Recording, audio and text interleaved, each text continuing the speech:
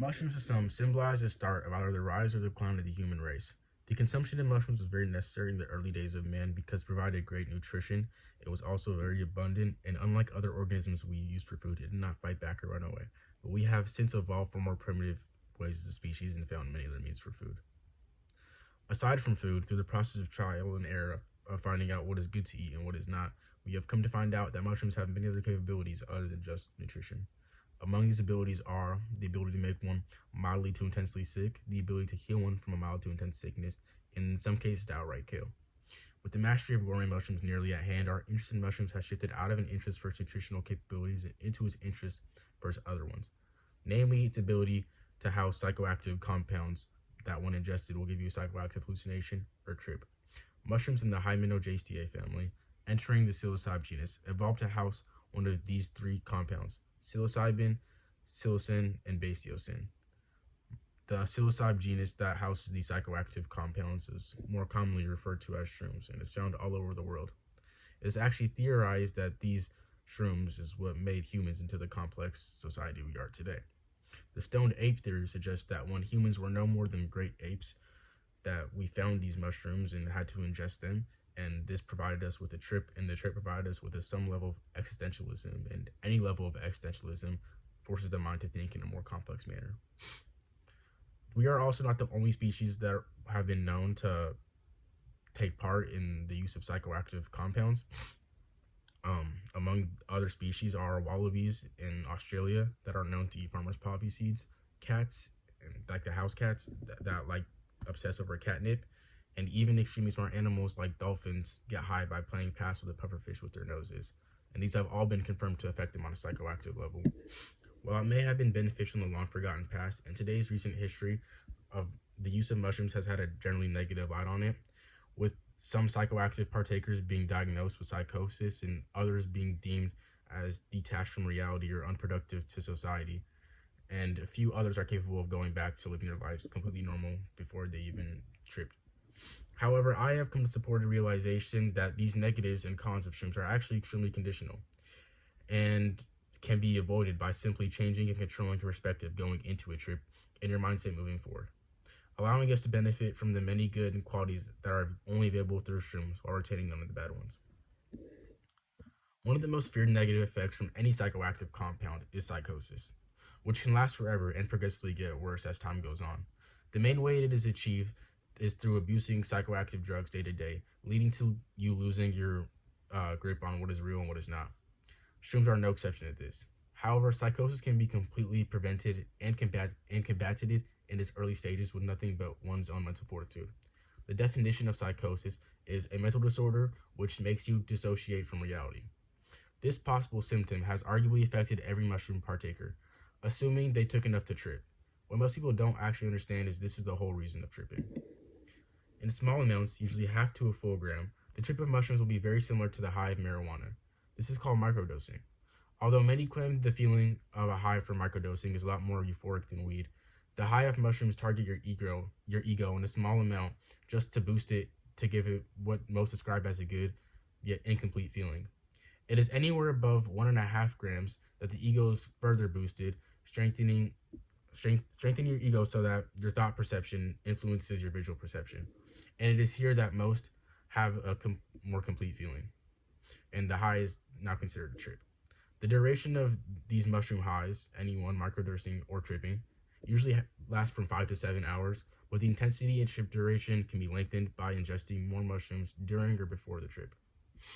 But it's after the first 40 minutes to an hour you start to get a similar high to microdosing, but instead of the high continues to intensify and becomes a trip.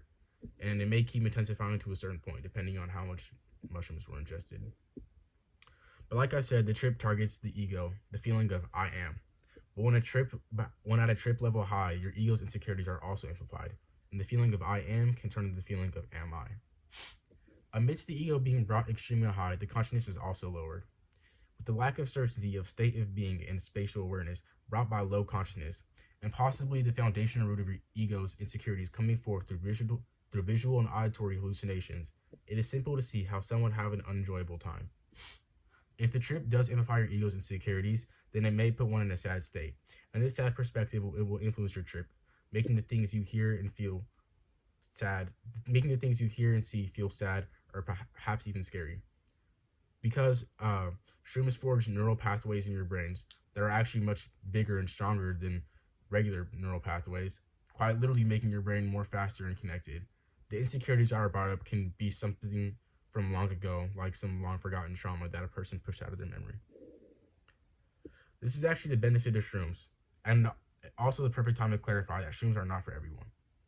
These mushrooms have a reputation of quite literally making one face their demons, and if you go into the trip expecting to see some cool colors, aliens, and more or less just have fun, then you run the risk of facing your repressed trauma unprepared. On the other hand, if you know what you're doing, then you can face this trauma head on, and you may even find yourself being able to completely move past it in life. Of course, regardless of your preparation, the trip can be extremely delightful and not target the scars of your ego. But that's not promised. And even when a good and blissful trip happens, it can change in an instant by something somebody says, a scene in a show or movie, or even a picture or drawing. Really, anything in your environment can change your mood and thus your trip. This catalyst doesn't even have to be inherently negative. It just depends on the way it makes you feel. And if it so happens this negative feeling that it gave you resonates with your ego at all, then you'll most likely find yourself in the previously mentioned bad trip situation. To prevent this, there are guidelines that one should follow if they find themselves in a situation where they are going to trip off shrooms. 1. Start with a small amount on your first trip. No one knows exactly what a shroom trip is like before they trip, and even intensity-wise, everyone is affected a little bit differently while tripping. Besides gauging the intensity of tripping, some people's bodies are just not compatible with some compounds, and shrooms are no exception to this. If you happen to be allergic, then it would be much better to take a small amount in case of emergency, so you will have better chances of surviving. Have a trip sitter. While the trip may amplify your thought process, it does not amplify your decision making. People tend to be much more susceptible while tripping, so it is important to have a trip sitter, which is more or less a babysitter, to make sure you have a safe trip. 3. Only trip with people you truly love. This is something that you really have to be careful about because your environment will decide your trip, and the people around you are probably the most influential part of your environment. As discussed, shrooms will pick up on the subconscious feeling, so even if you love the person, if you have any secret disgust or disdain for them, or just the way they carry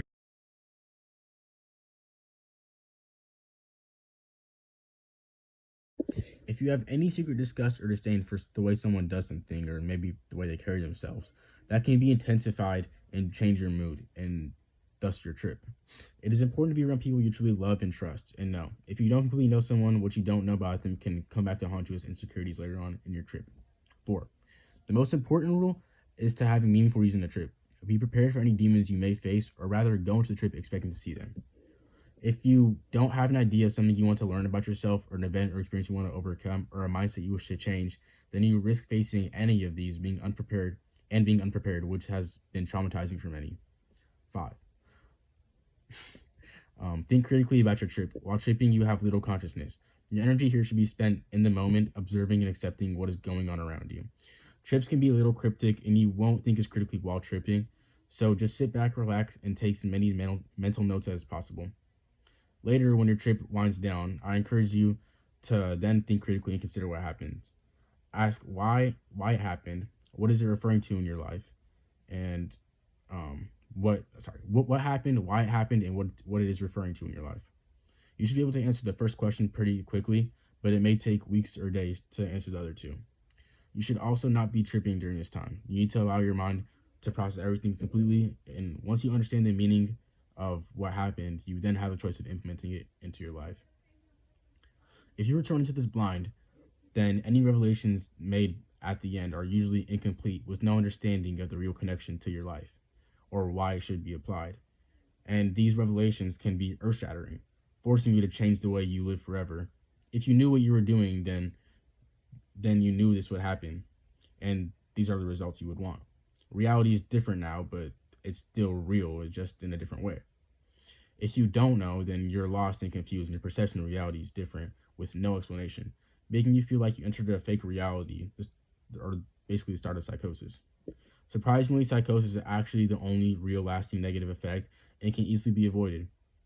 There is a handful of minor effects like nausea and dizziness, and dizziness that can be retained, but only while tripping. By the time your trip ends, so will these feelings, and the biggest risk of death is being uneducated in mycology and trying to forge means to go in the forest and find mushrooms, trying to.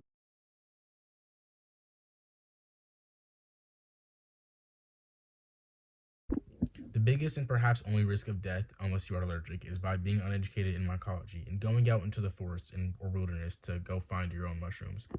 This is because mushrooms come in all different shapes, sizes, and colors, and also have many differing effects. And some of the ones that have differing effects look almost indistinguishable from each other.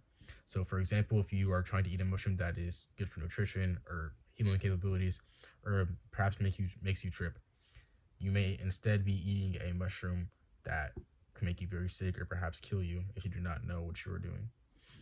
Apart from mental ailments like psychosis, shrooms have an interesting relationship with other ailments like addiction.